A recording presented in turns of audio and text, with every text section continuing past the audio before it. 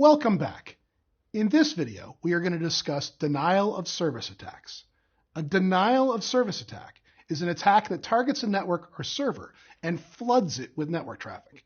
The objective of a denial of service attack, or a DoS attack, is to disrupt the normal business operations by overloading an organization's network. The goal of the attack is to send so much information to a network device that it crashes or is unable to respond to legitimate users. This means that the organization won't be able to conduct their normal business operations, which can cost them money and time. A network crash can also leave them vulnerable to other security threats and attacks. A distributed denial of service attack, or DDoS, is a kind of DoS attack that uses multiple devices or servers in different locations to flood the target network with unwanted traffic.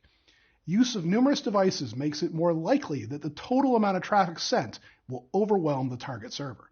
Remember, DoS stands for denial of service. So it doesn't matter what part of the network the attacker overloads. If they overload anything, they win. An unfortunate example I've seen is an attacker who crafted a very careful packet that caused a router to spend extra time processing the request. The overall traffic volume didn't overload the router. The specifics within the packet did. Now we'll discuss network-level DoS attacks that target network bandwidth to slow traffic. Let's learn about three common network-level DoS attacks. The first is called a SYN flood attack. A SYN flood attack is a type of DoS attack that simulates the TCP connection and floods a server with SYN packets. So let's break this definition down a bit more by taking a closer look at the handshake process that is used to establish a TCP connection between a device and a server. The first step in the handshake is for the device to send a SYN, or synchronize, request to the server. Then the server responds with a SYN-ACK packet to acknowledge the receipt of the device's request and leaves a port open for the final step of the handshake. Once the server receives the final ACK packet from the device, a TCP connection is established. Malicious actors can take advantage of the protocol by flooding a server with SYN packet requests for the first part of the handshake. But if the number of SYN requests is larger than the number of available ports on the server, then the server will be overwhelmed and become unable to function. Let's discuss two other common DoS attacks that use another protocol called ICMP. ICMP stands for Internet Control Message Protocol.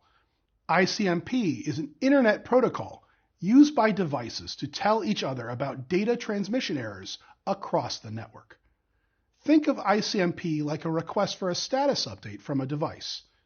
The device will return error messages if there is a network concern. You can think of this like the ICMP request checking in with the device to make sure that all is well.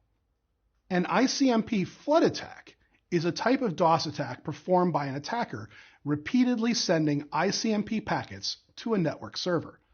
This forces the server to send an ICMP packet. This eventually uses up all the bandwidth for incoming and outgoing traffic and causes the server to crash.